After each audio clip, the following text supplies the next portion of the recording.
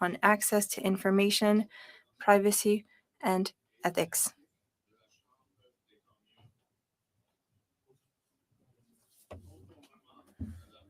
Pursuant to Standing Order 1083H and the motion adopted by the committee on Wednesday, December 7th, 2022, the committee resumed its study of foreign interference and threats to the integrity of democratic institutions, intellectual property, and the Canadian state. Canadien. J'aimerais maintenant I would now like to welcome our witness today from the Pierre Elliott Trudeau Foundation, Mr. Alexander Trudeau, member. Mr. Trudeau, the floor is yours for 5 minutes for your opening statement. Thank you, Mr. Chair. I've been a volunteer for the Pierre Elliott Trudeau Foundation for 22 years. I started in the days following the death of Pierre Elliott Trudeau. There were a lot of proposals suggesting resources on behalf of Mr. Trudeau, but I believe that we shouldn't remember him for the cause of his death, but rather for what he's done for intellectual life. If there were to be a monument for him, it needed to include an intellectual work that was ceaseless and vibrant. I joined a group of senior officials in order to work on the programs of the foundation. These programs were responding to an urgent need to support research in social sciences and humanities in Canada. As a volunteer, I served as a corporate director and a member of the executive committee of the foundation until September 2020. I also participated in the different committees that selected the 4 presidents of the foundation. For more than 2 decades, I have given everything I possibly could to the foundation and its important mission. One of the greatest privileges of my life has been to serve alongside the many extraordinary Canadians who volunteered in the governance structures of the foundation.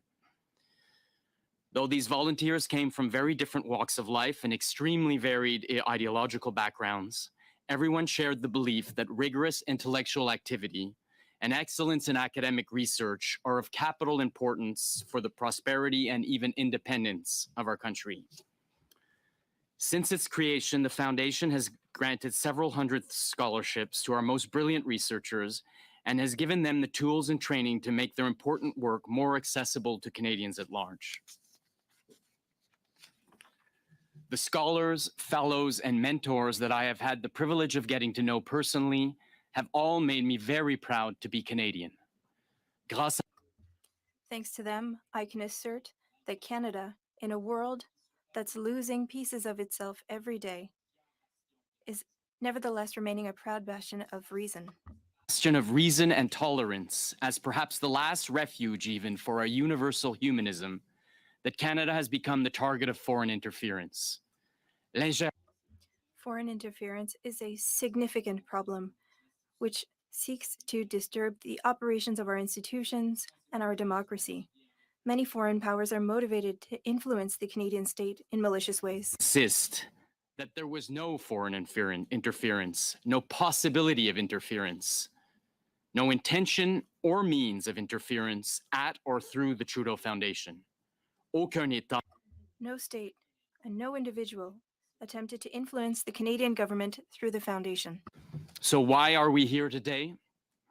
It's not a matter of interference, but rather a management crisis fueled by significant mistakes made by our former president.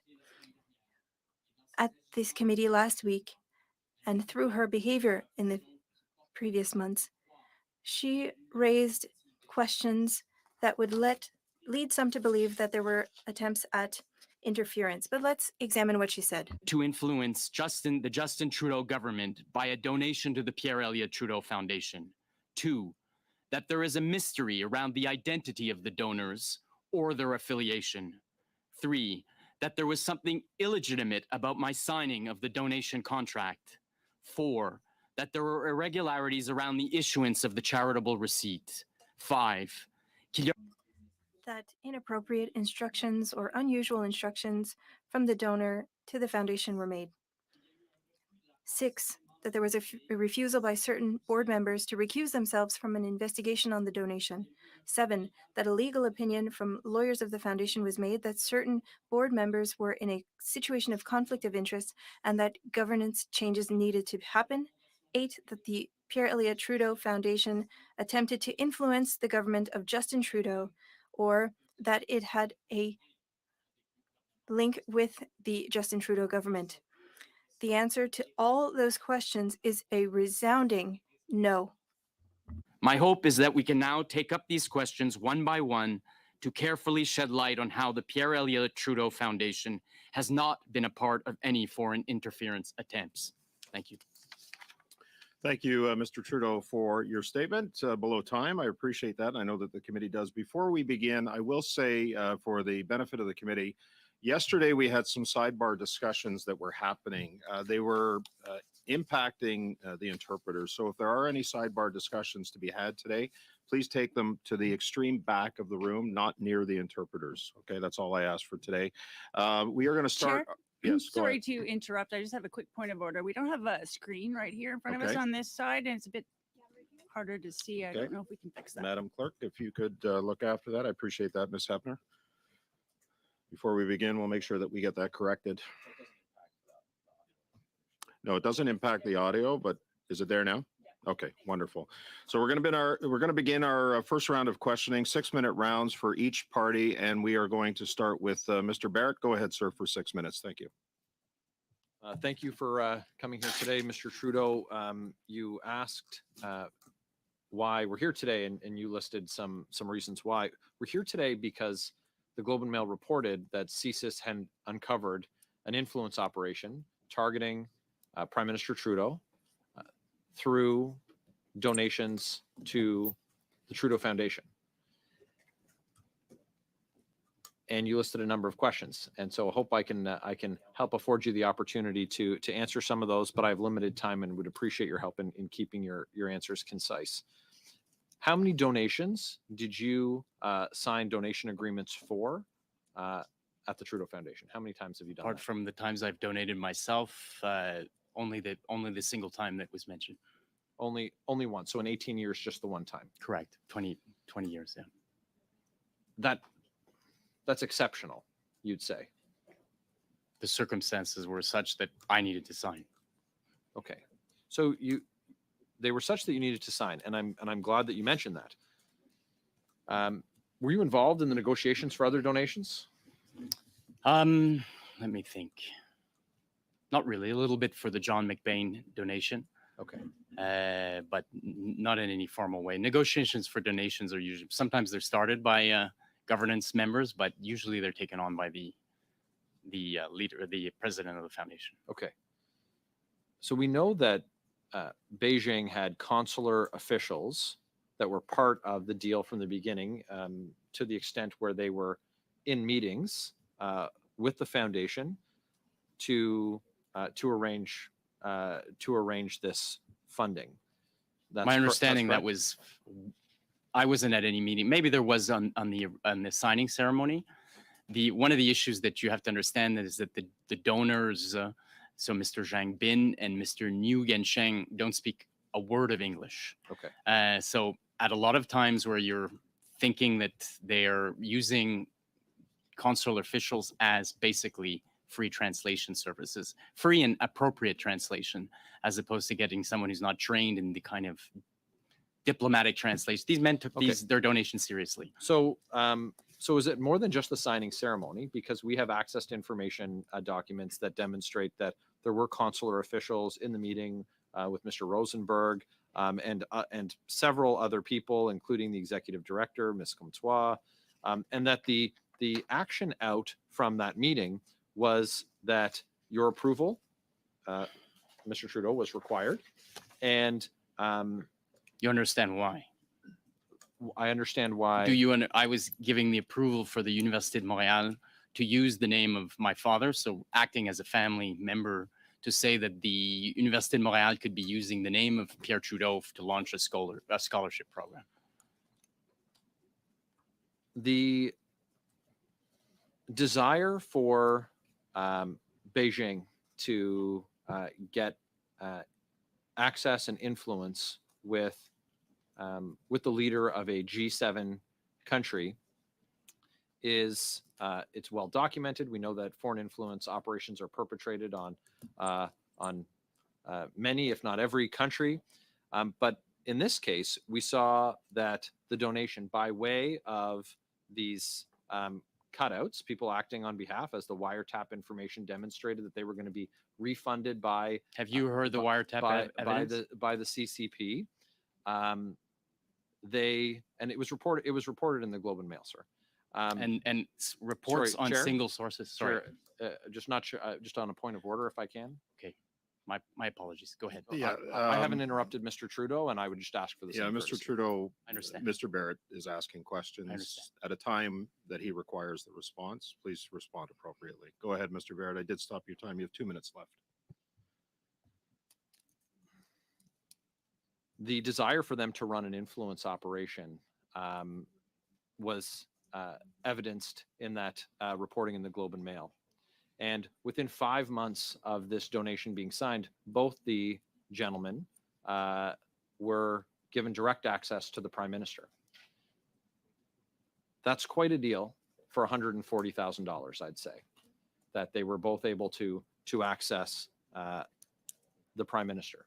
And the situation around it, where we have consular officials from the People's Republic of China directing how the donation is to flow. We have the involvement for the first and only time in 18 years on the foundation of the Prime Minister's brother. We have the Prime Minister's brother, you, sir, signing that donation agreement, and it culminating with those cash for access events with Justin Trudeau, the Prime Minister. That raises incredibly concerning questions for Canadians. You said you had to sign at the start of my questions. You said that you had to sign. Why did you have to sign? Because it was a three-way agreement between the foundation, four in many ways, the foundation, myself representing the Trudeau family, l'Université de Montréal, and the donors. So I guess I could have, the main reason I signed is because Morris asked me to. I also had signing authority at the time. So I was regularly signing checks at the foundation. So, but I imagine I could have given a procuration to Morris to sign for the family, but it was his suggestion that for the views of the ceremony and honoring these men who I, by the way, still have no reason to believe their motives were not honorable. Is that time? And so that's why I signed. It was in that capacity as a family member, giving the permission to use the name. Thank you, Mr. Trudeau. Mr. Barrett, next up for 6 minutes. Ms. Hepner, go ahead, please, for 6 minutes. Thank you, Chair. Thank you, sir, for being here with us today and answering these questions. You publicly expressed a desire to appear before this committee to give your input on the issues of foreign interference and the foundation. You said it was urgent, in fact, that you do so. And I find it somewhat unusual. We don't typically have people clamoring to come testify before this committee. So please explain to us why you thought it was necessary to be here today. Because I felt that the reputation and most importantly, the work of the scholars, this foundation is really not about its governance structure or about the politics around it or about interpretations that we make. There's a lot of very fine people doing very serious work, and they were asking questions. And I had hoped that the Auditor General perhaps would look at us with their impartiality and all the rest, as others, as the chair of our board had requested. And I felt that this was a forum at which the truth could be addressed and made clear and doubt cleared up. And so I thought it was important. I knew I would get the attention perhaps necessary to make the important corrections to the record. There was a lot of misinformation going on. There has been from the start. I would argue even the Globe and Mail article, I find journalism on the basis of one single anonymous source, poor journalism. The facts of that report were problematic, since it never at any point was it questioned that those donors give $1 million to the Trudeau Foundation. So why is someone claiming that they were going to be reimbursed? You know, these men have, in their standing in China, New Gensheng, for instance, is well admired for his philanthropic. There's not a lot of huge philanthropists to the level of New Genshen. They're admired in China. So there were a lot of things that I felt needed to be corrected for the good work of the foundation to continue, and for all the doubts that are being thrown around about it to stop. Because at the end of the day, like you say, this is an independent, nonprofit, nonpartisan charity that gives scholarships to young people, provides mentorships, helps them give back to their communities. And I understand this must be very personal to you. In fact, this is a foundation created in your father's name. It serves as, honoring his legacy. So maybe you could speak a little bit about the work that you've done with the foundation over the past 20 odd years. Thank you. As I described, I've been a volunteer amongst many, and I'm by no means, more prominent than others, but I've served on most of the committees, perhaps not the finance committee. I've been a part of the foundation from its earliest days. It is really not about us or what is being said. It is really about the work. It's research, and it's not just research. It's research helping researchers find new ways to get their work out, help them to understand realms that are outside of the university.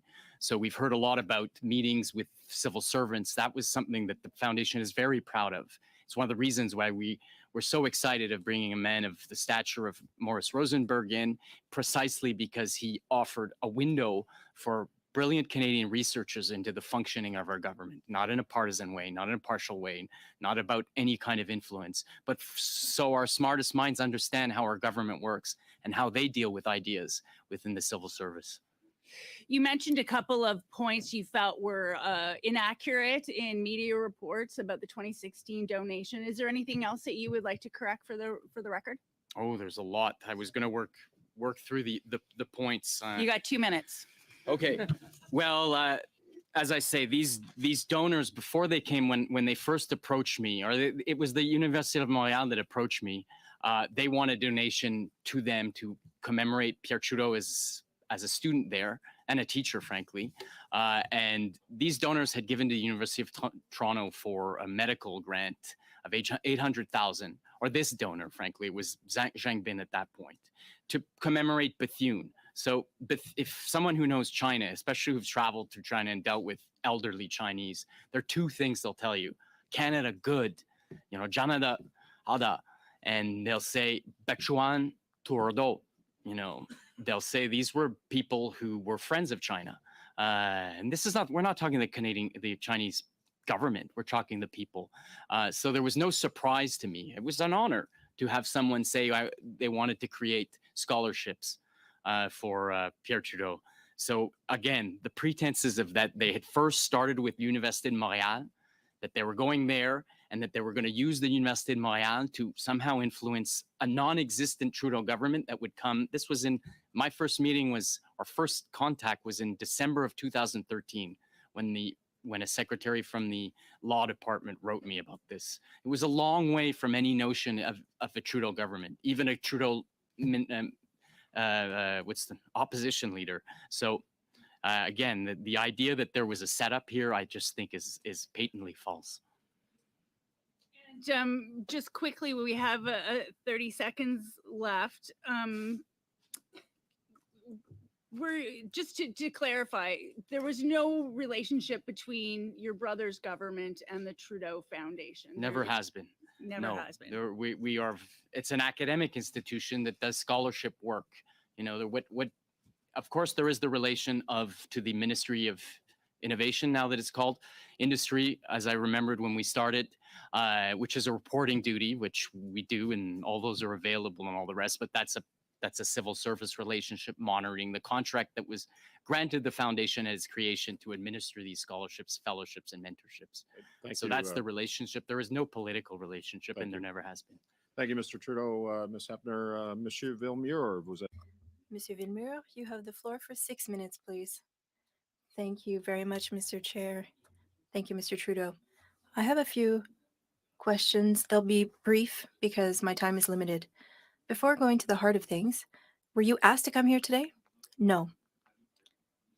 Were you prepared? Were you Did the Prime Minister's office prepare you for this? No. You left the foundation in 2020. No, I did not. I'm still a member of the foundation. I'm no longer part of the executive committee or the board. And why did you leave? Well, I just wanted to take a break. It had been 20 years. I'm very active. I was very active, and I just wanted to take a break. Very well. You mentioned in point 7 or 8 the circumstances that Ms. Fournier raised with us with regards to certain board members leaving. Were you there at that time? No. And where did you get this information from? From the witnesses directly, and recently I was given a brief of what had happened. So what Ms. Fournier said is false? Yes. Why did she leave? Because of a management crisis.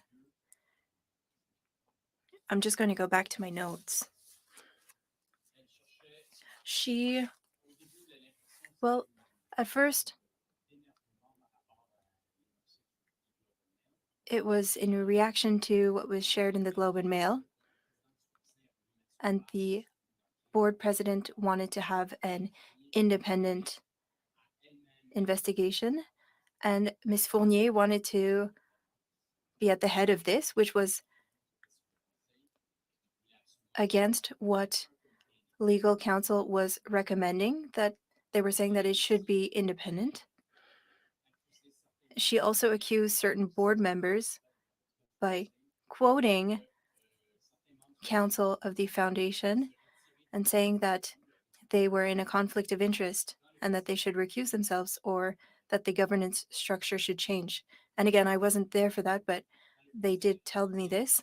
When the board asked the legal opinion, well, they said something else. So there was an issue in trust. And she raised things that were not true. So you have two completely different versions of facts. I think that the board president will be able to give you more information.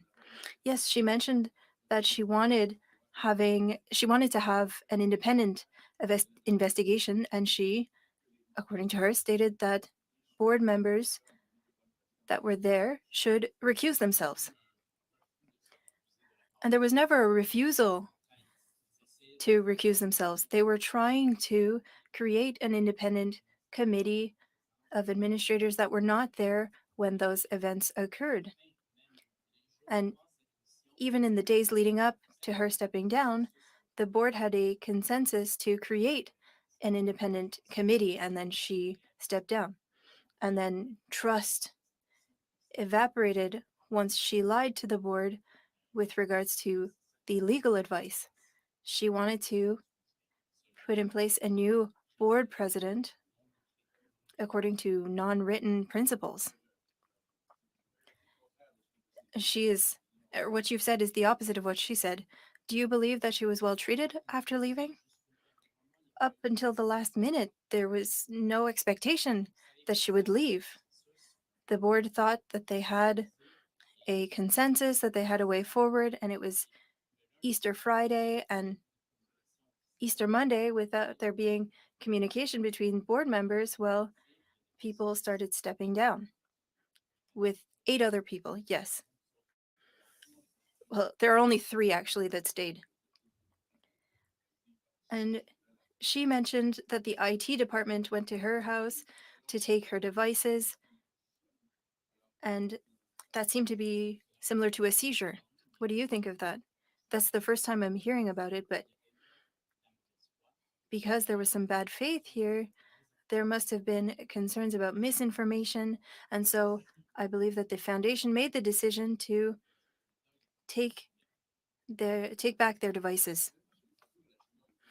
Earlier with the donations, you mentioned why you had to sign, but according to Ms. Fournier, you didn't have the power to sign. Maybe for the name, but well, again, when the president asks me to sign, and it was a 4-person contract, so nobody else could have signed. The president asked me. I was signing things all the time. I didn't see the issue. So you did have a signatory power. Yes, for paychecks, for example, because it took 2 signatures. So yes, I did sign. So now when you receive a donation out of left field, regardless of where it comes from, were there circumstances that led these 2 men to meet with you? Again, the donation was not offered to us. It was offered to, or it was organized with the Université de Montréal and their Faculty of Law. I told them that Mr. Gaudreau Desbiens came to see me, and I told him that since the foundation was created, all fundraising activities on behalf of Pierre Trudeau should go through the Trudeau Foundation. So we thought we had a monopoly, but they were saying that we had such a great opportunity here. And so at that time in 2013 or 2014, rather, I met them in January 2014. Apologies, Mr. Trudeau, your time is up. Thank you, Mr. Villemur. I go to you next for 6 minutes. Go ahead, sir. Thank you, and welcome to the committee. I'll say that in a previous meeting, I attempted to maybe not have you involved here, but you volunteered to come before the committee. You're here before us today, and hopefully you're able to shed some light. You had in your opening remarks a list of 7 points. 8. 8 points. And at the appropriate time, would you be willing to submit those points to this committee? Am I correct that you probably watched the other I did. Yeah. the other testimony? And so there was a lot of statements made, Yes. right? And now's your opportunity to kind of rebut some of those. And so on the issue of recusal, I think that's your point 6. 7. Yes. If you could maybe just expand on the point of recusal and why you didn't think that was an issue. I should note that the chair, for instance, was the corporate secretary of Power Corporation of Canada for, I think, some decades. This is a man, I would say, one of the premier experts in this country in corporate governance. This is a man to whom board conduct is second nature. That was his job at one of the most meticulous private companies in this country. So his sense of decorum, of respect, is incomparable. He's certainly a very, very dignified gentleman. So immediately, as the notion that there's these doubts were, we all wanted clarity. We all wanted clarity to get out immediately. There is nothing there. There is nothing there. Please investigate us. Anyone who would want. And so, who were the other people that would have been named as a potential conflict of interest? Well, Pascal claimed that the lawyers had told her that anyone active in the governance structures in the years of the donation, and which was false. No lawyers told her that. When they came to the board, they said, no, of course not. It's way too early for these kind of opinions. So the essence was setting up an independent committee, even before this even happened. Of the board members. Of board members, because in our bylaws, the board, external lawyers and experts all answer to the board, not management. It's part of, quite frankly, normal governance practices. So the chair immediately tried, as soon as there was this notion that there was a crisis of information going on, and saying, for those, had to set up an independent inquiry, wanted 3 board members who were not present at the time. Right. This was his instinct, second nature, and he did that. I'm gonna interject, because I also am quite surprised, given the nature of the people who are on that board, that you did end up in what appears to be a bit of a governance crisis, crisis management problem, given the high caliber people who were there, and quite frankly, given some of the conflicting testimonies that's been presented to this committee. Having served on a local community foundation board myself, I'm not sure how you guys got there, but that's not what is at issue here. What is at issue is the foreign interference stuff. But this idea and the allegations that were made, I think it's important that you have a chance to respond. In a Le Devoir article in regards to the climate within the foundation, you stated that there was a management crisis, which you attributed to errors of judgment and serious misconduct. In your opening remarks, you also stated that you were part of a committee that hires a president. Is that correct? Correct, yes. And so you would have been all 4. You would have been involved in hiring Ms. Fortier. Yes. Right. Fournier. And Fournier, sorry. And she was also a former fellow. Is that correct? Former scholar, first So round. How long of a relationship would you have had? I've known her for 20 years. What went wrong? I can speculate on it. I guess the climate at the foundation had grown more difficult than the fact, she has some very good skill sets, and she managed, from the point of view of the board, she managed our programming quite well. And it's a complicated, but the staff environment of the board was realizing that there was more and more, and such as me, I'm a member, so I have some custodial, but I'm not directly. I was hearing about it, that there was an enormous amount of turnover in the staff. There was also allegations that there was a hostile climate at the board level, intimidation, bullying, conflicts, internal. At the board? No, never. There was a very tense few weeks at the end where there was a fight over management trying to set up an investigation itself and making false representations to the board. And are you aware that she has offered to provide some documents that may offer conflicting accounts to what you're presenting here today? I'm all for all the documents that come forward. I think the documents, if the chair of the board comes forward, I would like to submit the resume from the directors In her testimony, what happened. Ms. Fournier stated that she did not use any money associated with the donation because it had nothing to do with her mandate and wasn't a part of the previous mandate either. Given that you were involved in the conversations and negotiations with donors who established the conditions that the money must be used to organize lectures regarding China, why did you agree to these conditions for the donation despite the fact that they did not align with I signed the contract, but I did not negotiate the agreement. But you were involved in the when I was contracted by Jean-François Gaudreau-Desbiens, we were in an interim period. Our president had left, and we were in a... You were involved in the negotiations. I was not involved in the negotiations. No, I was... According to a Le Devoir article in kept 2019, the University of Montreal dean de faculty of law, France Houle, wrote the Trudeau Foundation, referring to a discussion that her predecessor, who you've referenced, Gaudreau-Desbiens, with Mr. Trudeau about the donation, stating that you, Alexander Trudeau, mentioned to him that your foundation wanted to give the faculty of law of the University of Montreal the $200,000 donation. Do you recall that? I met with Gaudreau-Desbiens. I even met with the donor in June 2nd. But at that time, my communications to them all the time were interim. In June, when I finally met with the rector of the university and the donor, I told them all the same thing, that we'd just chosen our new president, and it is his mandate to manage and negotiate donations. In retrospect, you wish you had just given it to the university? Mr. Green? Well, sorry, sir. That's It's okay. well, I hate this part of the job, honestly, where I got to cut people off, but I do have to stick by the times, and we did go a little over. That concludes our first round of questioning. We should be able to get the entire second round in, and we're going to start with Mr. Barrett for 5 minutes. Go ahead, sir. So, Mr. Trudeau, you said that your involvement came in December of 2013. That's 8 months after your brother became leader of the Liberal Party. Sorry, I missed your question. Sorry, what was it? That I was recounting that you had said that you first became involved with this through the university in December of 2013. Correct, yeah. Right. It was right after 8 months after your brother became leader of the Liberal Party. Then in September of 2014, regime officials participate in a meeting with the foundation to negotiate this donation. Then in September of 2015, weeks before the federal election, there's a massive push, a rush, less than a day to complete the signing of this donation, but it didn't come to pass.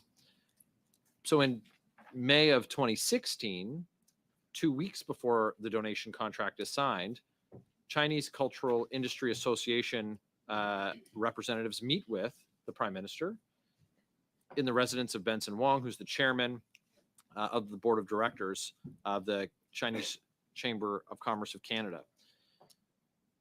Then the donation is finalized in June. And in July of that year, the CCIA confirms that the payment of the first installment of $70,000 is made. And then in October, Justin Trudeau meets with Mr. Geng Sheng. So this process has gone on for years, but there seems to only be any urgency for it around political events involving the now prime minister of a G7 country, and there's direct involvement by officials from the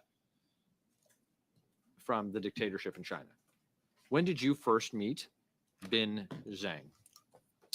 I met him in June 2nd, 2014. And you realize the money was never spent, eh? There was no, the donations came through in two, and then third part was basically refused, and we never launched the program or spent the money. Thank you. When did you first meet New Gensheng? I met him only at the signing ceremony at the Université de Montréal. So that was in 2016. That was, I believe so, yeah. When you met with Mr. Zhang, what were the discussions? Did they include any? Was it specifically about the mandate of the foundation? Were political affairs discussed? Kind of he wanted culture in Canada. When I met in June, I seem to remember he really wanted to do. He said he was really excited about. Again, the consular officials were translators. I don't remember if they were anyone there was very junior, but he was excited about what he'd done at U of T. He was excited about doing something similar at Université de Montréal. He kind of understand, and I think Monsieur Lefebvre reported at one point how he's a little bit irked that the Trudeau family was suddenly involved in the Trudeau Foundation. He wanted just to apply the same model he'd applied at U of T at Université de Montréal. And so he was friendly, but not overly so. And I told him what I was telling Mr. Green. We had to wait for the new president to come in to start negotiations. Did this donation and its connection to the CCP ever raise any red flags for you? The connection to the CCP. So this donation came from a private company in good standing in Canada. This is a company that whose bank account is in the Bank of Montreal, governed by very strict rules and money laundering and all the rest. So no. So the relations to the culture, Chinese cultural, I checked it as soon as I sort of knew that he was in what is this Chinese Cultural Industry Association, and it's I wouldn't call it the British Council or the Goethe Institute, but these are governmental. I have to take my time back. I've got 30 seconds left. The CCIA is established as being a soft power arm of the Communist Party of China. That's an established fact. When did you become aware that Canada's intelligence services were investigating this as an influence operation? And when you found out, who did you talk to about it? I only read it like others in the Globe and Mail, and I questioned the veracity of it right away. I don't think this is accurate information. How much time do I have? Thank you. Thank you, Mr. Barrett. Mr. Trudeau, next, the prochaine. Ms. Martinez-Ferrada, you have the floor. Thank you, Mr. Chair. Thank you, Mr. Trudeau, for being with us today. I wanted to give you the opportunity to respond to some of the questions that you raised on your 8 points. I get the impression that you weren't able to clarify on all your answers. You talked about interference, but then you also explained the matter on the signature. So perhaps the question on the receipt, the irregularities of the receipt. So I wanted to give you some time. It is important because it was at the heart of our ex-president's testimony. We need to say that the two donations, the first two parts, came from the same bank account from BMO for the company Millennium Golden Eagle Incorporated Canada. As I explained, there are quite significant laws on money laundering. So if a bank says that the account is well established, well, it means that it's a company that operates following Canada's norms. The receipt was issued, and because the donations came from the same account, well, the receipt was issued to the company's name. and we were talking about instructions, and I'll move to that first question for those instructions. There are often individuals that ask their company to make a donation. That's what happened. Mr. Zhang Bin and his collaborator is his uncle, I found out. So they're both from the same family. So they have an established company with legitimate operations in Canada. They make a donation. The receipt was issued to that company, and those instructions, for example, if they came from the cultural association that Mr. Barrett mentioned, it's for translation reasons, in my opinion. He's a member of that association, and he probably used them to get things translated. And the instructions were to please send the receipt to the address in China, and I don't think there's anything there. It would have been great for the Auditor General to inspect all of this, but we're doing it here. So you would have wanted an independent investigation. Yes, of course. I'll ask you the same questions that I asked to the two previous witnesses. So the links between the foundation and the government, because before 2015, it was a different government in place. So the foundation has no partisanship, isn't partisan? No. And even when the foundation was created, there were 3 member categories. Family members, so there's 3. Ordinary members, there's 19 of those, and 6 members for the government. And the first government filled out those members. And at that time, that was Mr. Chrétien's government. But no other government after that appointed members or administrators. And so we had the same members, and now we only have 1 left of the 2 administrators. So the Trudeau government, the Harper government, they didn't appoint anyone. Did you speak to your brother about the donation? No, but before the policy, well, my brother said to me once, I trust you with the foundation. He had other things to do, so he wasn't really involved. Even before he became a leader of the Liberal Party, and since he became Prime Minister, we haven't talked about it.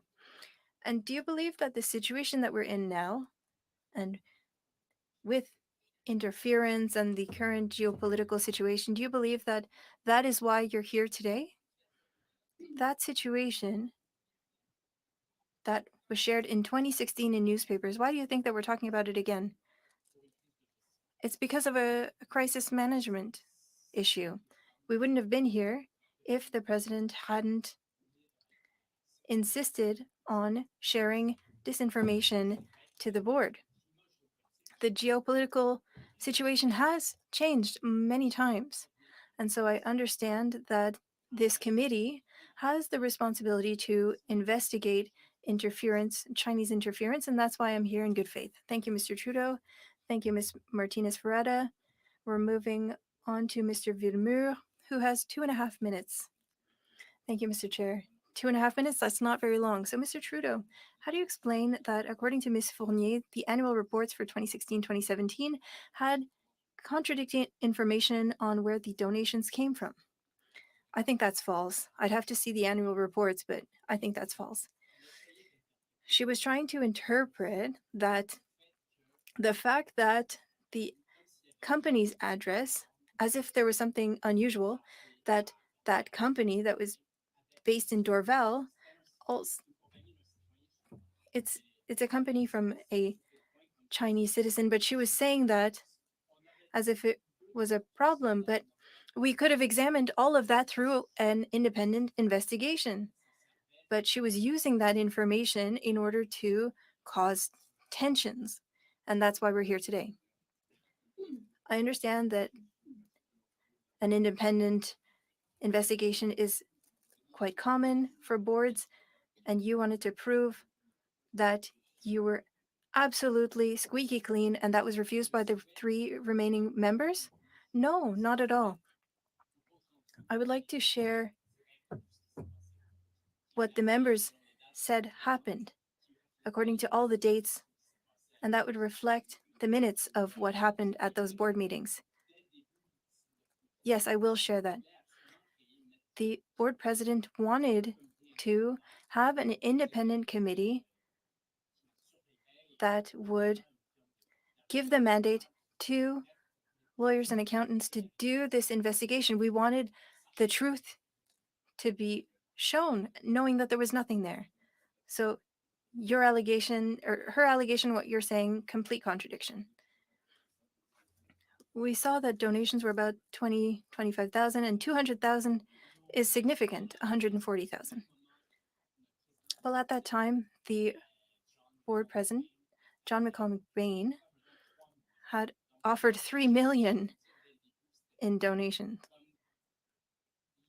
So in 2013, it was still interesting for the foundation, and it is for other countries, but for China, as soon as my brother became a prime minister, doing academic diplomacy would become problematic for the foundation, and you would understand why. But in 2013, academic diplomacy with China was very interesting. To have Chinese researchers come and participate in our events was interesting at the time. The Université de Montréal had good ties. Thank you, Mr. Trudeau and Mr. Villemur. Minutes. Go ahead, sir. Thank you. Mr. Trudeau, you can appreciate the sensitivity. I'm sure you've grown up in a lifestyle that would have a lot of attention, to say the least. What precautions did the Trudeau Foundation take to ensure that there was an appropriate firewall between you and your brother and the political partisan work and the foundation's work? Well, it was always raised, especially in the early days when he first, first was the paperwork to make sure that it was well documented long before, frankly, he became prime minister. Documented through policies? Documented through a letter from him to the, and then acknowledged by both the board, I believe, and the members, that it was on the record that though the bylaws are a little bit odd of the foundation, and in fact they've stipulated that the 3 family members are the executors of the testament. Right. This came from the civil servants who wrote the bylaws. Sure.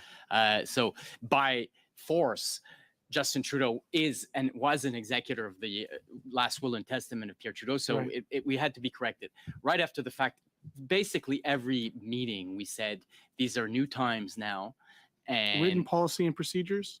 I'm sorry? Did you have written policies and procedures? I'm not aware of any, but we're going back to the question of governance. We're going back to the subject matter experts around the table, high-powered lawyers, power corporation people, and yet no policies and procedures, nothing in writing that you could submit to this committee that would create an assurance to us that there was a process in place should politically sensitive situations occur, there'd be a firewall between the now prime minister and the foundation. The firewall was constantly affirmed and constantly reiterated to the public and whoever that we are a non-partisan organization. I'll give you the opportunity. No political links. I'll give you the opportunity just to clarify and put on the record, and you don't have to name names, but is it safe to say you probably had appointees from many different political backgrounds and parties? Absolutely. Okay. Very fine individuals from many different parties. On the question of the donation, do you believe that the donor on the tax receipt was the true donor on the $200,000? The tax receipt was a company and the true donors were these individuals. So as is normal practice, as I was explaining since the, I believe, Hamilton v. Bank of Montreal from the 1920s, of corporations empowered to make donations on behalf of individuals. In our last committee meeting, an article from La Presse was referenced and stated that in 2016, a board member made a senior staff member aware that the real donor wasn't the same donor as the tax receipt. That's an allegation that was made. In her testimony, Pascal Fournier stated that the board member in question was Farah Mohammed. In 2016, were you made aware that the real donor was allegedly not the donor listed in the tax receipt? That's absolutely false that there was any. That's one of my points, that there was any confusion around these donors. It was always this company with multiple addresses, which allowed our ex-president to make some confusion around it, and these two individuals. There was no confusion about that then, and there ever has been. Okay, that concludes the time, and the only reason why I allowed it to go a little bit further is because he mentioned Hamilton, Mr. Green. So You mentioned what? Sorry? Hamilton. Hamilton. Yeah, that's the word of the day. La prochaine intervention, c'est pour. Next, we have Mr. Berthold for 5 minutes. Thank you very much, Mr. Chair. Thank you, Mr. Trudeau, for being with us. Mr. Trudeau, you mentioned your concern for the Chinese Communist Party. When did they start trying to interfere with universities and democracies? You would know better than I, but all of the big powers are trying to interfere, but I believe that China might be fourth on the list of countries. But you know China, you studied it for years, and so you know that the regime is trying to interfere with Western democracies. It might not be a matter of interference, but there are commercial purchases. Do you recognize that the Trudeau family, because of its ties to China, the admiration that your brother Justin has for the dictatorship, as he mentioned, and your collaboration with China, would it not be a great target for China because of your brother being a political party leader at the time and who is now a prime minister? Do you believe that the Trudeau family has become a great target? I can't speak for my brother, but for the foundation, and I never thought that there was any interference. But with all the knowledge that you have and everything that you've written, you've never thought that Canada could become a target? Yes, theoretically, but at all the steps of the foundation while I was there, no. And I refused the idea that those people were trying to interfere. Because if so, then why didn't they keep ties with me? So the only donations that you participated in is the donation that comes from China. That's the only contract that you signed. It's a contract with a Chinese company. It was the only signing ceremony that you participated in for a donation. As I stated many times, it's the only donation that had 3 or 4 parties. So if there had been other donations where the Trudeau family needed to sign their name, and so you didn't see there the will of those people to have a Trudeau family representative? No. They were actually quite disinterested with the Trudeau family during the first meeting. He knew Trudeau Sr., but did not want to work with the Trudeau Foundation. But from December 2017, a letter sent to Mr. Rosenberg by Mr. Lefebvre, Alexander said that Mr. Binzang could help us create an even bigger program to allow universities to receive donations from China in memory of Pierre Trudeau. At that time, I was not hiding that it was important that Canadian universities participate in academic diplomacy. We all want China to move towards a rules-based state like democracy. Inaudible. In your book, you defended the Chinese Communist Party. No. We need to recognize certain accomplishments of that regime, and we need to compare China to China, not China to France or to Canada. China, after Mao, the first years of the revolution were horrible. But with Xi Jinping, we saw a time that's over with Xi Jinping, but China now is trying to interfere and to extend its tentacles everywhere. You're a specialist, Mr. Trudeau. Yes, and I would have been the first to see if there had been attempts at interference, and there weren't any. So you think that CSIS is completely wrong? I don't know, but I think that what the Globe and Mail is sharing is wrong. And yet, the same source made it so that the Prime Minister organized a meeting with a Conservative MP to inform him of intimidation tactics by a Chinese diplomat. So it's probably the same source that shared this data with regards to the Trudeau Foundation. We can't pick and choose information. I don't know, Mr. Berthold. Your time is over. You have the last 5 minutes of this round. Go ahead, sir. Thank you, Mr. Chair, and thank you, Mr. Trudeau, for joining us and adding a lot of clarity to the situation here. As a university educator myself, I understand the value a scholarship can have on a young person, their family. So I wanted to just ask you a little bit about that. What are the short, medium, and long-term impacts of investing in students and their futures through scholarships that you deliver? Yeah, thank you, Mr. Bain. That goes to the heart of why the Trudeau Foundation was created. Our country is well served by having as many of our leaders as possible being well educated.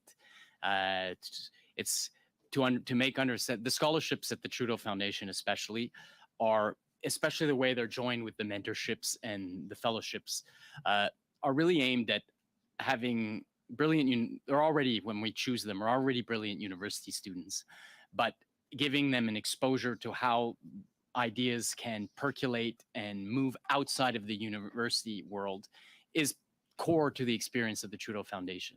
It's why, as I was explaining, that they were regularly exposed to roundtables with senior civil servants to understand here's how civil servants take problems and try to digest them and then turn them into policy. This kind of business leaders, activists, the courts, in many ways, the foundation was trying to amplify and extend the university experience into other realms so that these scholars were empowered, even if only as universities, to be much, much more well-versed in communicating outside of their departments in but also engaging the world outside of us. And we've had, we're now seeing that the first rounds of scholars are prominent Canadians in universities, some outside, some have become mayors of towns in Canada. So the experience is one of creating leaders, creating people who serve the country through and because of reason. Future leaders of the country, sure. And how much is the average scholarship? The numbers, I think the scholarship is a $40,000. No, it's a $60,000 scholarship with a $20,000 travel allowance. The goal of the creation of the foundation was to allow university students who our ex-president even said are trained to be ultra specific, to range outside of their departments, participate in academic events that they wouldn't otherwise be able to reach. And that's part of the travel allowance. So you've mentioned the areas of research. At the end of the day, it's important that this work continues and the charity is able to continue to support the young people. So what do you see as a path forward here? Well, I would take this opportunity to put a message to them that this has nothing to do with them, that this is a political crisis and a management crisis. The management crisis, the good news is it's over. The foundation is already, building up again and about to announce a next cohort of scholars. And these people have to continue their amazing work, why they were chosen to do this work, which has nothing to do with what we're discussing today. And it has been a painful distraction to them. And that's probably the main reason why I've come here. It's just doesn't, it's not about what the foundation does. The foundation is about supporting leaders in academic research. Yeah, and to your point there, we've heard from experts, Artur Volchinsky and Michael Junot Katsuya, who've sort of echoed those statements, saying that if we're studying foreign interference, we need to do it in a non-partisan way. So would you agree that it's important to investigate foreign interference in a sober and non-partisan way? More than ever.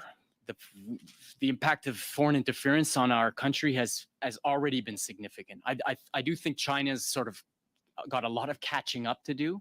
It's a very internally driven country. It doesn't really understand democracies and all the rest, but the danger is certainly there. But we look at, I mean, I've been hearing reports of Russian use of social media to create doubts around vaccine use long before the pandemic, you know, and we've seen what health misinformation can do to democracies. And so I mean, this committee should probably meet every day, every week, every year, because the amount of things, I'm afraid to say that, frankly, this is a waste of time because there is not a foreign interference issue here at the foundation. And I know the documentary record will make that clear as it's disseminated. I think that's your time, Mr. Baines. So that concludes our first round. And for the record, I'm prepared to meet every day if we have to get to the bottom of this. So like we've done with other witnesses where we've had them for 2 hours, we're going to reset the clock. We're going to start on our 6-minute rounds to be fair to every party at this committee. And our first 6-minute intervention is for Mr. Cooper. Go ahead, sir. You have 6 minutes. Thank you very much, Mr. Chair, and thank you, Mr. Trudeau. Let me say at the outset that your assertion that Beijing diplomats were present at meetings with the foundation in the negotiation of the donation to provide translation services to the donors to be completely unbelievable. It simply is absurd. But you further stated that Millennium Golden Eagle Inc. Canada, the source of the donation, is a Canadian company in good standing. This is a shell company based out of a house in Dorval that is controlled by the China Cultural Industry Association, which is part of the United Front Work Department. Receipts were sent to Hong Kong and then Beijing to the very same address of this United Front Work Department controlled company. So do you consider this company to be one of good standing, really? Montreal's belief in the matter quite seriously. Yeah, well, I don't think any Canadian who's serious about Beijing interference would view such a company to be a company in good standing, and they certainly wouldn't consider it to be a true Canadian company. If they had wanted to interfere, I would have seen traces of that. Mr. Trudeau, I controlled the time. I asked the questions, you answered them. Now, Mr. Chair, changing gears, on September 10th, 2015, Elise Comtois, Executive Director of the Trudeau Foundation, sent an email to the Executive Committee hoping to quickly organize a signing ceremony on Monday, September 14th, 2015. In that email, you were specifically mentioned to represent the Foundation's board and the family. This rushed meeting of a signing ceremony with the donors just happened to coincide with a time when your brother and the Liberal Party were surging in the polls, when your brother was on track to realistically become the Prime Minister of Canada, which he did a month later.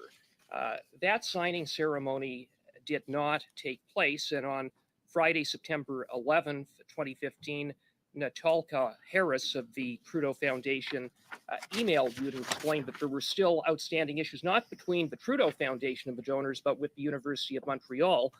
Nonetheless, she had asked that you fly from Vancouver over the weekend to meet with the donors anyway, to express appreciation for the forthcoming gift. So did you have that meeting? Did you fly to Montreal? I live in Montreal, so there's an an inaccuracy. At this time. No, I don't remember that meeting. Yes, that's right. I remember watching that debate in September where I suddenly realized, oh my God, my brother's going to become Prime Minister. It was a moment I will never forget. But No, I don't remember that meeting. I must say that I can even share the So emails. you- When so you the don't first remember time that University of Montreal had contacted me, there was an urgency. They wanted immediately to meet with these donors because they wanted immediately to get the money to launch $1 million scholarship at the University of Montreal. Well, you said that you met with Zhang in June of 2014. Correct. How many times did you meet with Zhang after? I that? met him at the signing ceremony the second time. Okay, so you did not meet with him in 2015. In 2015, it didn't work out. And as I say, there was great urgency in 2013 when the first email I got was that there's a great opportunity with serious Chinese, people that want to donate to the universities. Okay. Please meet Thank us you at your for earliest that. convenience. On May 19th, 2016, Justin Trudeau held a cash for access dinner in Toronto, attended by Zhang Bin. Were you in attendance? No, I was not. I heard about it like many of you in the newspapers, and it was a moment of realizing, you know what? No more academic diplomacy at the Trudeau Foundation. Why would Zhang Bin be at a fundraiser for Justin Trudeau, a cash for access event, even though he is not a citizen of Canada? He's a Chinese national who was unable to donate. Why would he be there? I bet you he wanted a photo with the Prime Minister to show to his friends. A photo of the But you'd have to ask him. And- You know and what? then- And I have and no then- reason to doubt that this man never tried anything that would look like interference. So as far as I'm concerned, he's an honorable man. Nothing that would look like foreign interference. And then 2 weeks later, less than 2 weeks later, suddenly $70,000 check to the Trudeau Foundation. That had started in, the process of that had started in 2014. And they had wanted to get everything done very quickly at the beginning, as I was saying. They had wanted to do it at l'Université de Montréal. The Trudeau Foundation, from his point of view, was an unfortunate add-in. Here's a new prime minister. He's a rich guy. He likes being in fancy occasions. I think he wanted his photo with him. Suddenly is there at a cash for access. Do you think he discussed policy? Yeah, I'm sure he did. Got 5 seconds, Mr. Okay, Cooper. well, thank you. Okay, thank you. Next, we're going to go, Mr. Fergus. I believe you're up next for 6 minutes, sir. Go ahead. Merci beaucoup, Monsieur le Président, puis merci beaucoup.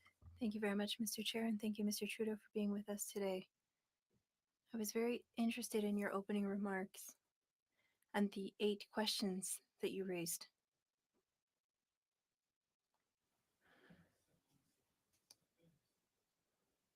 I would like to deepen my knowledge of some of those questions, because the goal of this committee is to determine, firstly, was there a link between the Trudeau Foundation and Justin Trudeau or the Trudeau government? You started to answer that question. And second thing, about whether or not there was attempts at interference, because we heard such things from other witnesses. And with regards to that first question, I'll ask you questions that I asked to Mr. Rosenberg and Ms. Fournier. Were there meetings between the Pierre Elliott Trudeau Foundation and the Prime Minister's office? No. With the Prime Minister? No. With his staff? No. Anyone with any direct or indirect ties? No. So there was no link.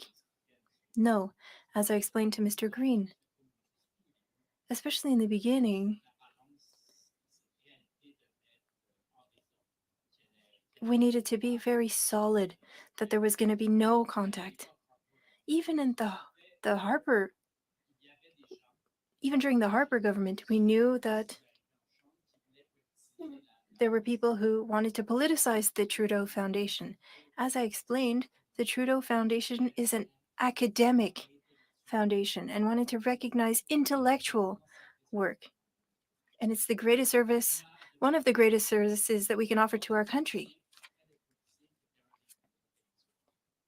And Pierre Elliott Trudeau was an intellectual before and after being Prime Minister. Canada is a country of ideas that is constantly changing. And supporting academic work is a good thing for the country. Thank you. With regards to interference now,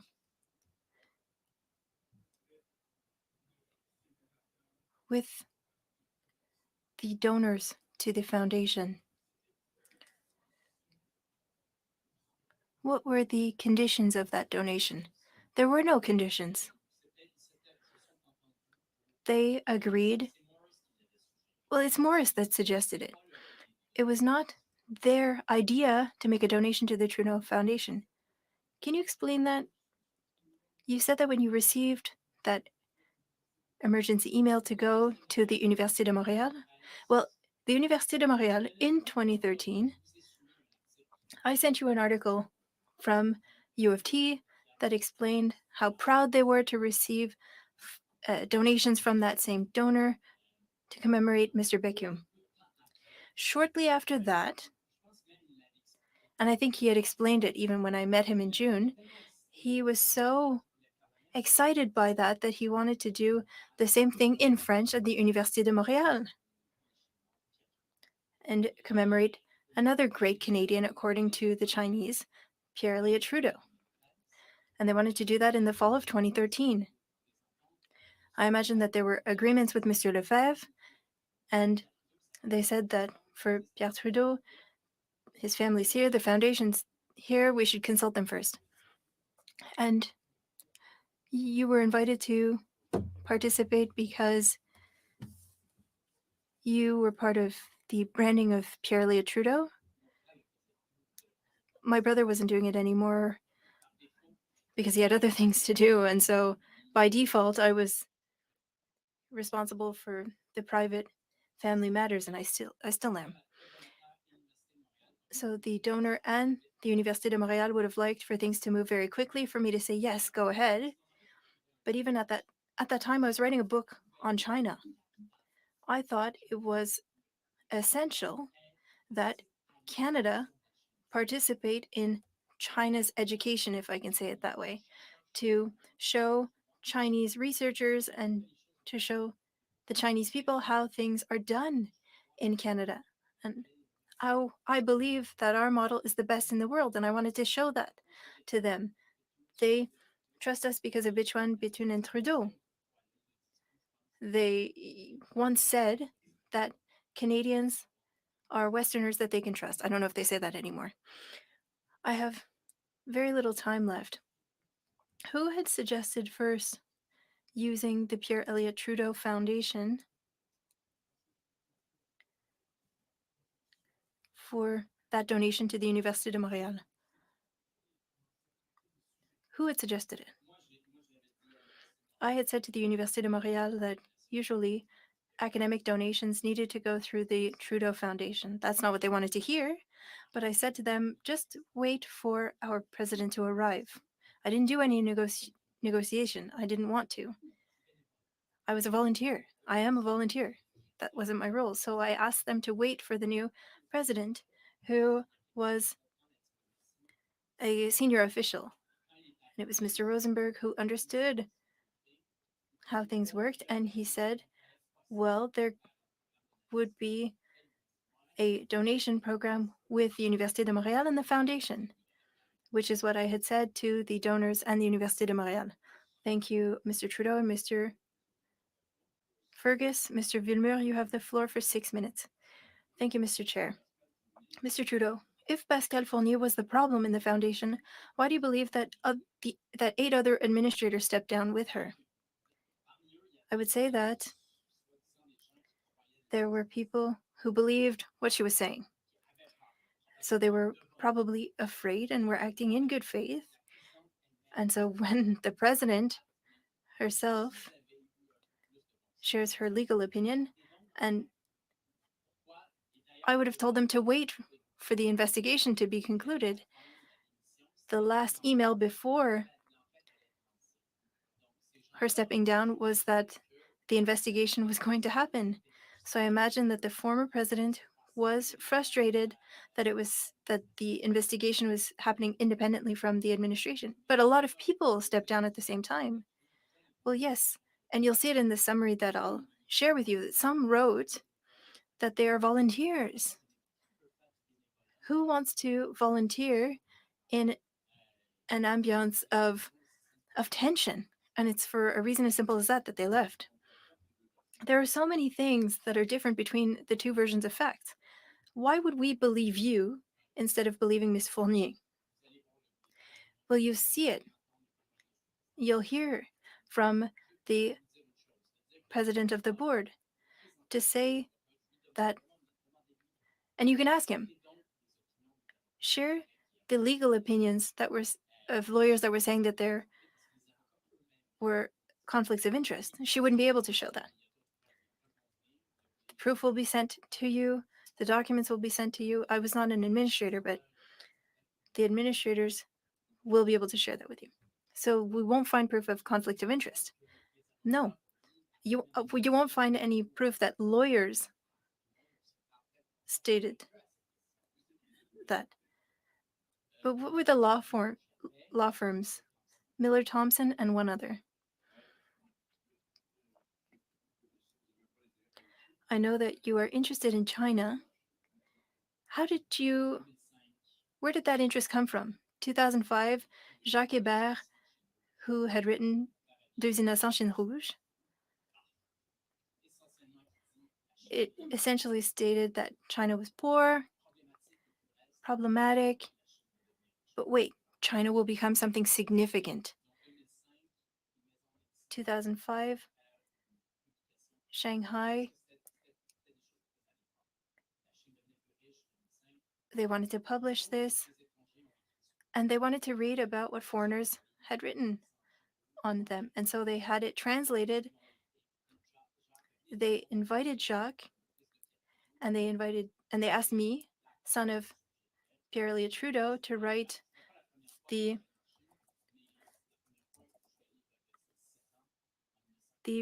preface.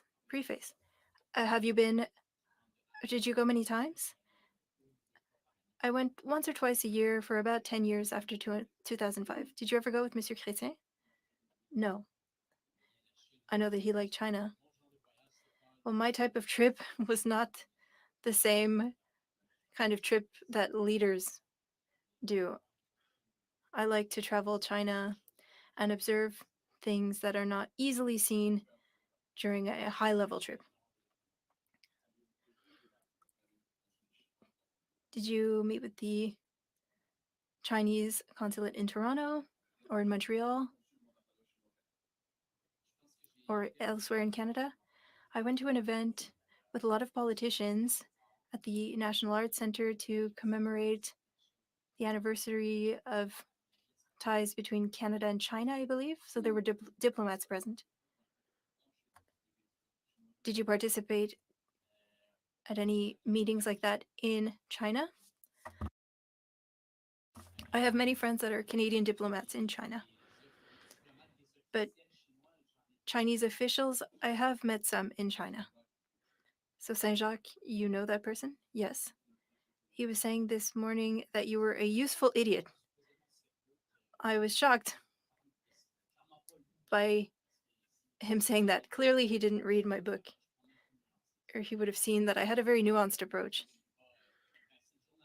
It is the Journal de Montréal, after all. It's not the best source for serious information. I'm not sure that Guy Saint-Jacques said that. If so, then he should talk to me. Because it's unfair. I wrote a very serious book on the Chinese people. I'm not an apologist for the Chinese government. I understand that the government is an imperial government. So you know Mr. Saint-Jacques. I know him. I know his reputation. Have you met him? Probably. But he has an opinion of you anyway. What are your political positions regarding China now? I think that Xi's government is a problem for their country and for the world. They're at a transition from Xiaoping's period that was open, They were diplomatically modest during a very imperial and difficult period, and it was responding to a world becoming more difficult. China, unfortunately, at its freest, and we want freedom for the Chinese people. They might not have the same freedom that we have, but the peak of their freedom would have been in 2010. Thank you, Mr. Trudeau. You have 6 minutes, sir. Go ahead, please. Thank you very much. I'm going to go back to the issue of governance. Certainly, the questions that you've heard today, the allegations that have been made at committee, the confusion around what's been written policy. The former president, Pascal Fournier, stated that when she came on, she had to institute a bunch of written policies. Is that true? Yes, yes. And prior to that, there wasn't any? There was some, but we needed more policies. That's for sure. Would you agree that that's a bit strange given the types of people, the caliber of people that were on the board, that they didn't have like basic written policies on some of this stuff? No, part of these policies were about a natural evolution of when the board started, would we have had a policy and when you're building on sexual harassment or these kind of things that are germane to academia, but specifically to get into specificity around the political risk that the board was carrying with a former prime minister and his son, who is a current politician, became leader, became prime minister, and a brother, that there was no policy around that strikes me as unusual. All my colleagues know the type of relationship I have with my brother, which is a fraternal one. Sure. And but the public doesn't. The public doesn't, which is another reason why I'm happy to be here. And they probably would never believe me that my brother and I'm one of the few adult people in this country who can offer him a world outside of politics. Fair enough. But you'd mentioned something. It was the questioning from the Conservative member that talked about the cash for access. And you said there was a moment of realizing that there should be no more academic diplomacy. Academic diplomacy. At least not with China or. So when that happened, did you text your brother, reach out and say, we may have crossed the line here? No, I never have, there is one exception, but I do not discuss public affairs with my brother. I never do. I don't by text, not when I meet him. On the run up to this, you never. On the run up to this, we do not discuss. Any of his advisors from the PMO? Did anybody advise you in preparing for this? I have no contact with the PMO. I haven't for the duration of his government. Okay. Except lawyers from the PMO once asked me about joint property, but this is a private matter. And I want to give you the opportunity as it relates to CSIS. Yeah. I'm assuming if you're under investigation, what have you, like at any point in time, did anybody outside of the foundation flag for you that the foundation might be a target of foreign interference? No. And if again, as Mr. Rosenberg said yesterday, if there was someone who could be briefed on that at the time, it would be him. It's again why I doubt the veracity of that report. Now you've talked about your nuanced book, your appreciation, your understanding on China. We've spoken about the China Cultural Industry Association, which when you go to their website and you look, like it has the founder of Alibaba, one of the richest people in the world, on Evergrande, yeah, right. Evergrande's probably another conversation for another time, but. Did you do due diligence? Did you know with whom you were dealing? Yeah, absolutely. Were there reports to the board? And let me go back to academic diplomacy. Just wait. No, sir, I got 3 minutes. I'm going to ask you, were there reports to the board on the due diligence that was taken on this particular donation? No, to Morris is what I discussed. I said, look, this is. Would Morris have provided in writing any documents that would have provided an analysis of due diligence on one of the most significant gifts?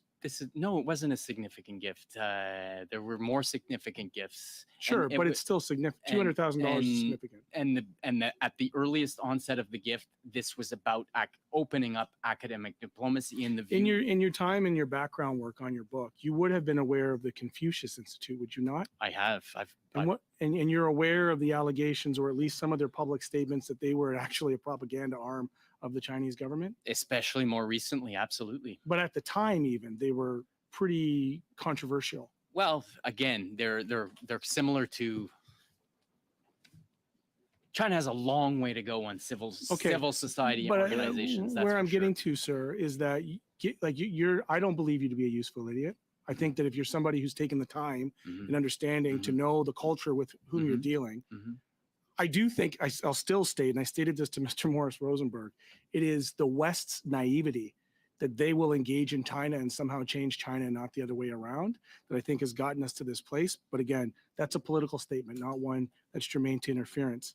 If you knew that the Confucius Institute had these criticisms, you knew that the Chinese government has an active way of using this type of cultural influence, academic influence, why were you not better prepared at the board level, given the nature of the foundation, given the fact your brother, is a prime minister? Why was there not more duty of care at the board level to safeguard yourself against this?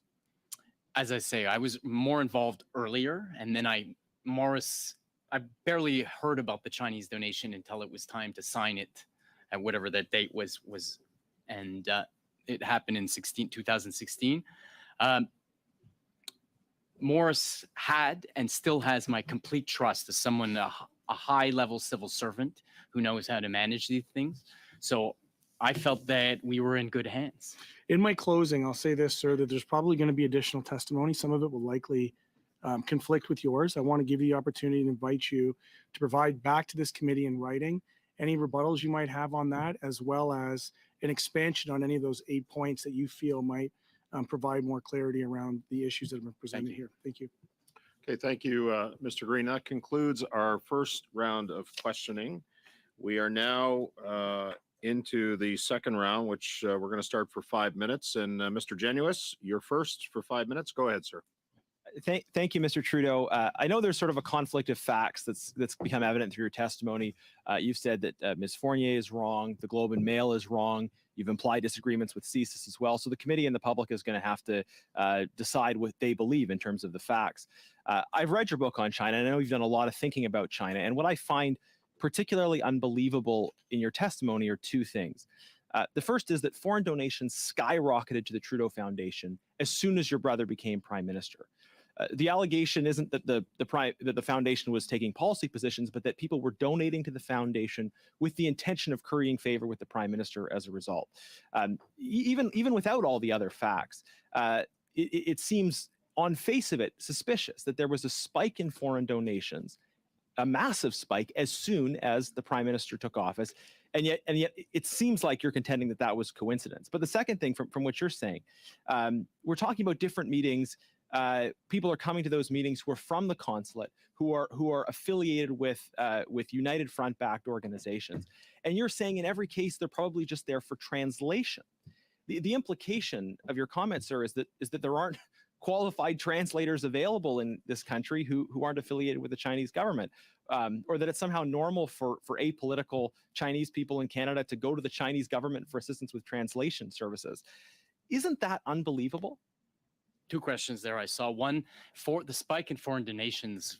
There was no spike in foreign donations. We had a new chair come in at that time, coincidentally, John McCall McBain, a very wealthy, philanthropically inclined gentleman who happens to live in Switzerland and made a sizable donation.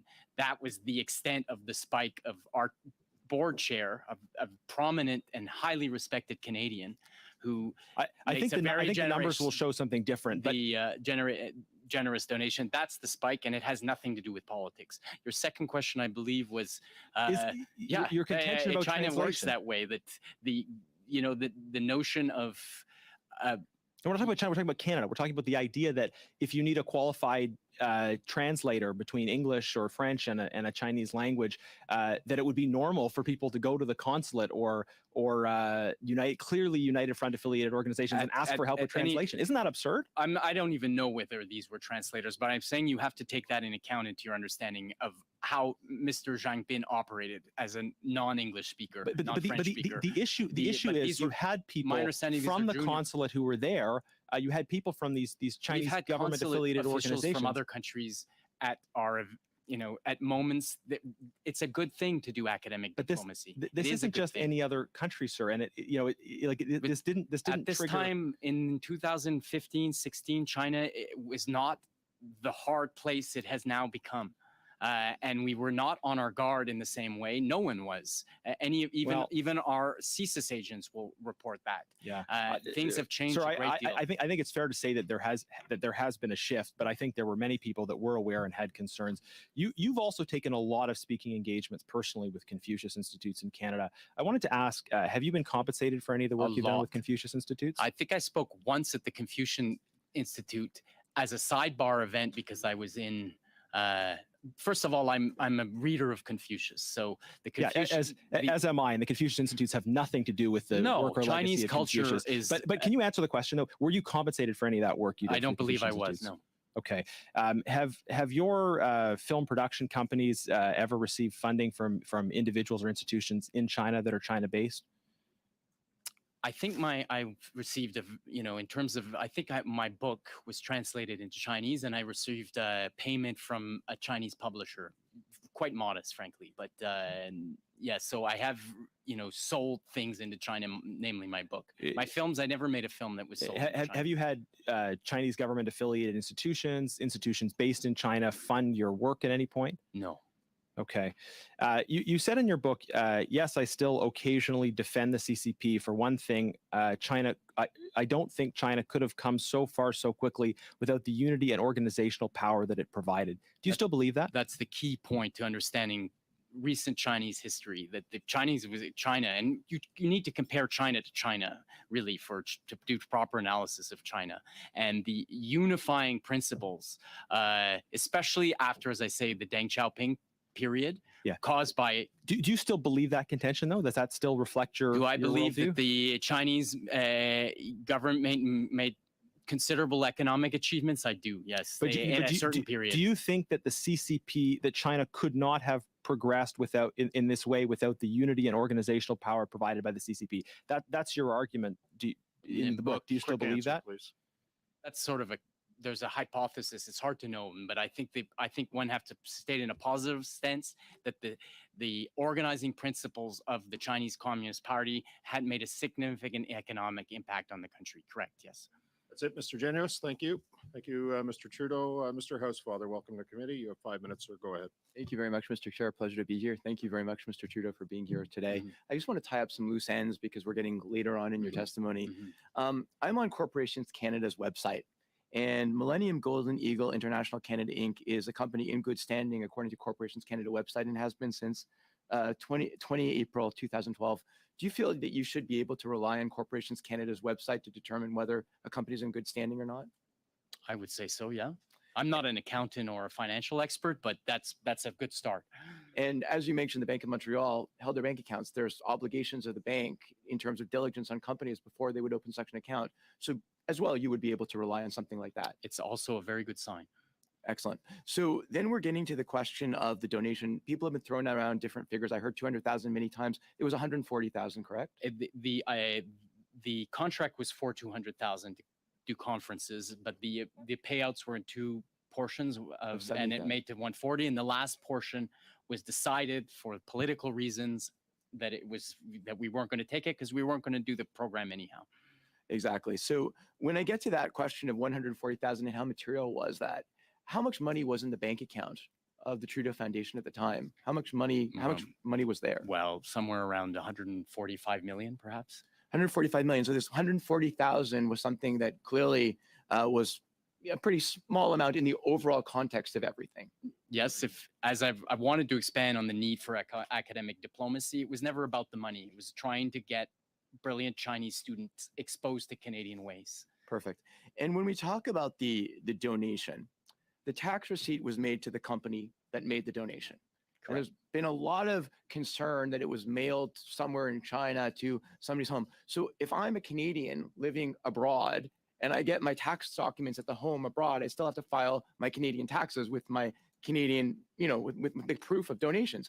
Do you know of any reason anybody could use a Canadian tax donation if they don't have to pay taxes in Canada? Again, but as Mr. Rosenberg said yesterday, it's quite clearly of only use for a Canadian company for their Canadian tax declaration. That seems pretty clear to me. And in order to pay taxes in Canada, you must have other activities in Canada, or otherwise you wouldn't be liable for taxation in Canada. Correct. You must have income in Canada, yeah. Okay. So it wasn't a company that was a shell company doing nothing. They clearly had some income of some type. Let me ask you the question also, because it's easy to throw around chronologies and to say, well, the Liberals were surging in the polls in September 2015. So was Hillary Clinton at that time in the Democratic primaries in the United States against Bernie Sanders. So was Brexit. So it's, you know, I can throw in a lot of different things that were happening about that time when you have a chronology of things that were happening. When it comes to, because you mentioned the ceremony and the four parts of the agreement, was the Trudeau family one of, you mentioned signatory, were there 4 lines where you also signed on behalf of the Trudeau No, family? it was a 3-part signature. I was signing on behalf of the foundation and of the family. But of the family, because you were giving the Université de Montréal rights related to the use of the name of your dad that was, and you as an executor of the will needed to do that.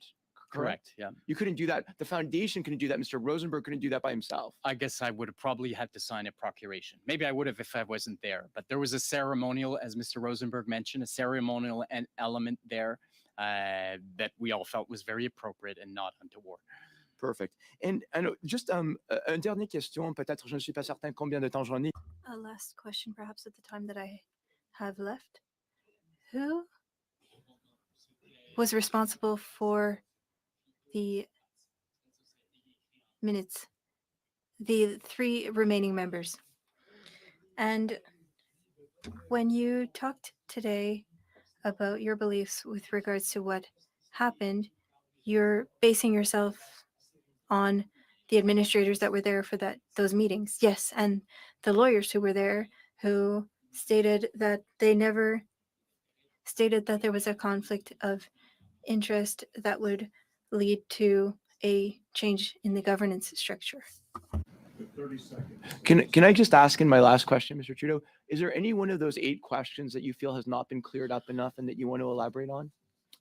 Briefly? I must admit, we've covered lots of different things. As I say, I will take up Mr. Green's offer to say if, you know, the work continues and if there's further submissions that I have to make, I will. Thank you, Mr. Housefather, Mr. Trudeau. Monsieur Villemere, vous avez 2 minutes. Mr. Villemere, you have 2.5 minutes. Thank you, Mr. Chair. Again, 2.5 minutes. Mr. Trudeau, you have made representations on behalf of the foundation. Public, you mean? You've represented the foundation during meetings? Not often, but it has happened. Have you met Lagacan in Paris? No. Lagacan? Yes, in Ottawa, maybe 10 years ago, when he created his center. So no, he has no ties with the foundation. No. You know David Johnson? Yes. Since I was a child.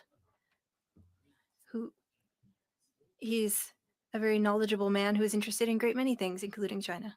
What is your relationship with him? I met him when I was young. He was a friend of my father. We used to ski together, but he's a great Canadian. I know his daughters. He's a friend of the family. So you have a bit of a proximity with Mr. Johnson. Not recently, but in the past when I was younger, yes, we went skiing together. Earlier, you talked about an independent committee in order to shed a light on the situation, the governance structure, and the management crisis. Mr. Johnson often says that he is independent, but is it the same kind of independence or the same type of proximity? Apologies. You want me to comment on Mr. Johnson? You talked about an independent committee for verifying the diligence, but the criteria, well, the committee wanted to create the mandate for the investigators legally and to be independent. They can't be linked to that. Yes, and you'll see that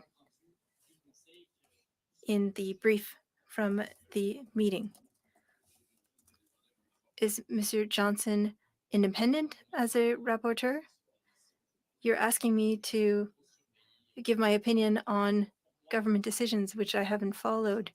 David Johnson, to me, is a Canadian who is beyond all doubt. He's very honorable, not only in title. I think that this country can trust him at all levels for any task. Thank you, Monsieur Villemur. Mr. Trudeau. Mr. Green, you have 2.5 minutes, sir. Go ahead. Thank you. I'm going to follow along that line of questioning, and I Mhm. put this to Mr. Rosenberg. You may have watched it. You had spoken about some of the tensions at the board about an independent audit. We're now in a time where there's allegations that the Chinese government has directly intimidated and threatened an MP. We're at a time when there's allegations in the 2019 and 2021 elections of there being interference. We are now at a time when these allegations, leaks, unverified anonymous leaks from supposedly from CSIS, who knows where, are out against the foundation. And Mr. Johnson has been appointed to be a special rapporteur. It is our position, is my position as New Democrats, that there be an independent public inquiry into foreign interference. I'm to take it, sir, that you're here today in some regard to protect the family's legacy and the foundation. And I'm wondering if you would be open to, should there be a public inquiry, that the things that have transpired here be handed over to a public inquiry, much like the Rouleau Commission, which I think provided a really good framework, to perhaps take that forensic audit into the foundation to assure the public that at no time was the foundation used as a vehicle to influence the Prime Minister. Would you be open to that? Look, I'm not a decider at the foundation currently. I'm not on the board. So I'm asking you as somebody who is there as a as I've member said all of along, of the I think family. any efforts to at some point, I am here today to say we're wasting our time on the notion of interference. I have seen no trace of it. But I don't think there was unfortunately, a that's not up for you to decide, correct, sir. correct. And But- unfortunately, when it comes to things like interest and conflict of interest, pecuniary interest, it's as much as the perception as it is the reality. And I'm going to take you at your word. I'm going to take you, at your testimony here today, that you have an interest in clearing the air about this. So I I'll want put to it to defend the you, foundation. For sure. and in fairness to your family, I would imagine you would want to defend the legacy of your father, who's now been brought in to this really murky world. My father, I think his legacy is elsewhere than all of this, in many ways. So I'm here because as I said, I think this is a great distraction for the important mission of the foundation. Okay. And So would you be efforts open to to an bring clarity independent- to it, I can only welcome, frankly, of Oh. all forms. I think but I'm not a decider of these things. Sure. I know the board is launching an independent inquiry, as was the goal for these last weeks, which brought the squabble about that we're talking with.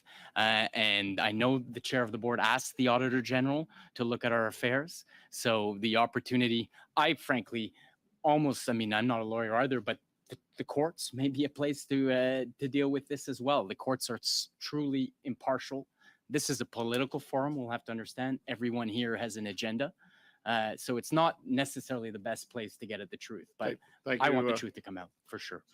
Thank you, Mr. Green. Mr. Trudeau, we're still on the 5-minute round now. Back to it. Mr. Brock, you have the floor for 5 minutes, sir. Go ahead. Thank you, Chair. Mr. Trudeau, your claim that you have a fraternal relationship with your brother is not entirely accurate. You helped in your brother's nomination race in 2008, his leadership campaign in 2013. You were extremely important in that campaign. And before your brother left for China in 2016, he read your book. And 5 days after he returned from that trip, he showed up at a promotional event with you for your book. In those circumstances, would you agree with me that the two wealthy billionaire Chinese nationals with direct links to the communist regime influencing you was directly influencing the Prime Minister? No, I disagree with those qualifications entirely. I didn't play an important role in 2013. I wasn't involved in 2013. I helped my brother at the very beginning of 2012 when he had an embryonic team, and I helped in a very fraternal way. Thank you, Mr. Trudeau. Thank you. Just want to confirm a number of points. I'm doing some cleanup here. You only signed one donation in the foundation's history, the now infamous $200,000 from the Beijing regime, correct? I think we've gone over this time and time again. I've So even told the answer committee is why we yes. signed. That answer is why I yes. signed. Thank you, Mr. Trudeau. Mhm. You didn't question the tax receipts being sent to ultimately China, did you? I explained that tax receipts being sent to China because the donor was a Chinese citizen raises no confusion or red flags at any level. In fact, you said that, and I quote your words here, that the Millennium Golden Eagle International was a legitimate business operating in Canada. But if you exercise your due diligence, which you claim that you did, and the board did, and your organization did, you would have realized that the corporate address for this multinational corporation was in the Montreal suburb of Dorval, probably a 4,000 to 5,000 square foot mansion, a very large home with a pool and a basketball court. Were you aware of that? I would challenge your understanding of Were the you aware corporate of that? world Yes of or no, Canada. sir? There's nothing. The corporate address of my film company is an Art Sir, Deco were home you aware on of Pine Avenue. were you aware of the I was facts made that aware I just of that, presented? and there's Thank nothing you. there. Were you further aware that the address that this company listed in Hong Kong, where the original receipt went to, actually doesn't exist? That a reporter from the Globe who actually attended Hong Kong went to the address trying to make some inquiries about the operators of this company. The person who answered the door had no idea. Were you aware of that, sir? No, I wasn't aware, but I know corporate addresses are fairly irrelevant, frankly, for the nature of ownership, for the nature Thank of you. taxes. Thank you. Everything is irrelevant. I get it. You didn't question the urgency of providing the donation around major political events for your brother, the Prime Minister, did you? Sorry, repeat the question. You did not question the urgency of providing the donation around major political events for your brother. No, because there was an urgency long before my brother was in politics. You never questioned the intention of the wealthy billionaires linked directly to the communist regime who were highly interested in the scholarship of the Trudeau Foundation. You did not question that. They were not interested in the scholarship of the Trudeau Foundation. It became a condition for them to do their work at the University of Montreal. You said you expressed some concerns about the Globe story. You talked about it being simply intelligence. My former background as a Crown attorney, I rely upon evidence when I present a case. And the evidence we have here from an unnamed source from Canada's spy agency is there is actually a taped conversation between Mr. Zhang, the philanthropist that you claim is simply a legitimate businessman, and an unnamed commercial attaché at one of China's consulates in Canada, discussing the possibility of your brother defeating Stephen Harper's Conservatives, forming the government, and furthermore, and more damaging, is instructions that Beijing would reimburse him for the entire amount of the donation to the Trudeau Foundation. You dismiss that simply what? As hearsay? Well, the facts are wrong. There was never any question of $1 million donation to the Trudeau Foundation. No, $200,000. Let's be more specific. But the report in the Globe and Mail says $1 million. So when the facts are wrong, and you haven't seen the evidence, and I won't, so I will reserve judgment. Mr. Consulate who interfered with the family of a sitting Conservative member in this Parliament and threatened that member, you think that that consulate should be expelled immediately? Very quick I'm answer, not aware of the please. facts of all that, so I'm not going to pronounce myself on it. You don't read the papers? Okay. Thank you, Mr. Brock. Thank you. Ms. Sachs, you're up next for 5 minutes. Just to advise the committee, if I work the time back, we should have about 6 minutes left after Ms. Sachs's intervention. We're going to go for a final 3 minutes to the Conservatives, a final 3 minutes to the Liberals at the end. Ms. Sachs, you have 5 minutes. Go ahead, please. Thank you, Chair, and I'll thank Mr. Trudeau for joining us here today. I want to lean into context, because I think context is really important. It's something that you mentioned in your deep understanding of China yourself, of there's China then and China now. And I'd like to go back to China at 2013, where were you aware if Mr. Zhang did other very largesse donations to other university institutions in Canada at that time? Yeah, as I mentioned, it was from the very start, this was a repeat performance that he wanted to do Université de Montréal, of the Do you- Bethune donation to the U of T for their med school. Right. Okay. So $1 million donation. To the University of $800,000 Toronto. to the It- med school. I Right. provided you that as a single piece of evidence. Yes. The So- so that's very clear. That was clear from me to the start. This was a legitimate donation by a legitimate philanthropist. Correct. And there were no questions at the time with the University of Toronto with Mr. Zhang's, the philanthropy or the source of it.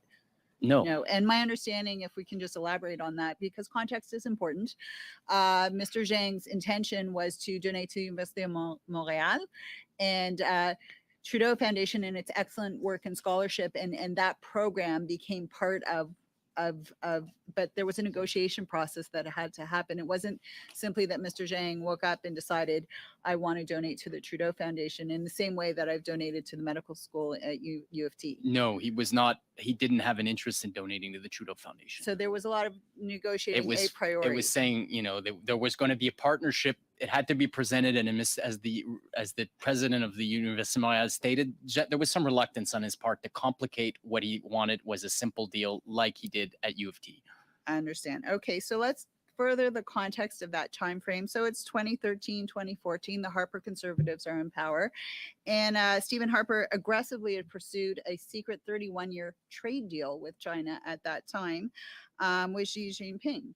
And so that was going on. And at that time, did the Harper government or officials brief you or the Trudeau Foundation? Did CSIS come to the Trudeau Foundation at that time and say, you know, we're a little bit concerned here about potential foreign influence with Mr. Zhang's contributions, whether it's to the Trudeau Foundation, Université de Montréal, University of Toronto, were any conversations like that had? There were not any conversations. So there were no warnings by the Harper government while they were in power, making secret trade deals with the Chinese government and Xi Jinping, to say to the Trudeau Foundation, which was really an entity of the civil service in part in terms of setting it up and its bylaws during the conservative government's time.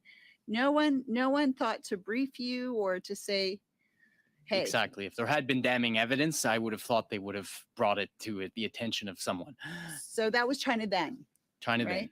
then. And, you know, my colleagues here are trying to do connect the dots to China now, and the concerns that they have about allegations for a member from the Conservative Party on a vote that actually, I was on Foreign Affairs Committee at that time, and I was also a member that was banned by China for the Uyghur study. So do you think this is a little bit of crystal ball pontification in terms of how the Trudeau Foundation could possibly be connected to this kind of What would I think is a crystal ball pontification?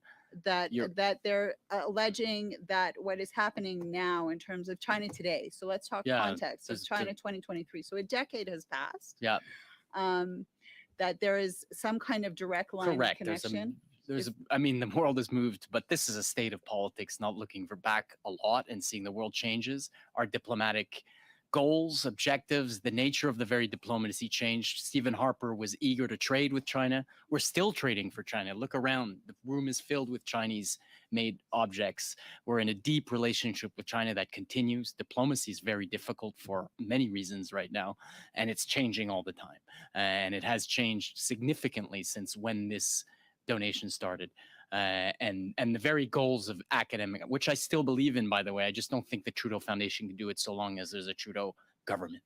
So in the China then, the Harper government didn't see any need to raise a red flag to you, the Trudeau Foundation, or any of these contributions. That's correct. Okay. How much time do I have, Chair? 12 seconds. So I will cede my time, and Mr. Turnbull will take those 3 minutes when they come up. When they come back. Yes. Okay, thank you. Thank you. 6 minutes left, 3 and 3. Mr. Barrett, go ahead for 3. There's been some, I would say unfortunate characterizations about media reporting that you've made, whether it's the Journal de Montréal as not being a credible source for news or the Globe and Mail. We know that a member of Parliament, Michael Chong, his family was intimidated, targeted for intimidation at the behest of Beijing. And it's a fact, whether you've had the opportunity to read it or not. Do you think that the consulate officials who orchestrated this campaign of intimidation should be expelled? Look, I'd have to read the facts more carefully, and frankly, I'm not a public official. And I'm not even editorialized. I will grant you that there are the risks of China doing malign interference in this country grow by the day and should be taken very seriously. And I believe everyone in the committee does take it very seriously. And I trust, frankly, the government, not just the political government, the civil service, to act in accordance with all the rules. Have you ever organized any political fundraisers for your brother? Since he ran for a nomination, was first elected in a general election. In the early days, I was doing a lot because he had like a staff of 2. Did I do any fundraising? I hosted one at my house. Yes. Maybe when he was deputy, got some friends together, and yes, I did do some. You were named an executor for your father's estate. That's correct? That's correct. Yeah. And do the assets include book rights, royalties through a numbered company? Is that correct? In some manner, there are book rights. Yes. Do you have control over the numbered company? I do have control. Yes. Well, control. I'm the president of it. Did you or Justin Trudeau? Do you have? You're the president. Who has the? What are the interests there? Like, what's the breakdown between you and your brother? My father, because he worked at a law firm for the last 20 years of his life, was surrounded by fiscalists, and there were a lot of companies, and over the years we've slowly wound them down. There's one left, which includes some real estate holdings, book rights, and it's barely operational, but it does continue. Point to of exist, order, yes. Chair. This is private, probably, I guess. Point of order, Ms. Sachs. I don't see how private company is relevant to this testimony. Well, stick around and find out, Ms. Sachs, and I'll keep questioning the witness, and you can try and interrupt. So we went through this yesterday. Unless there's something. Pardon me.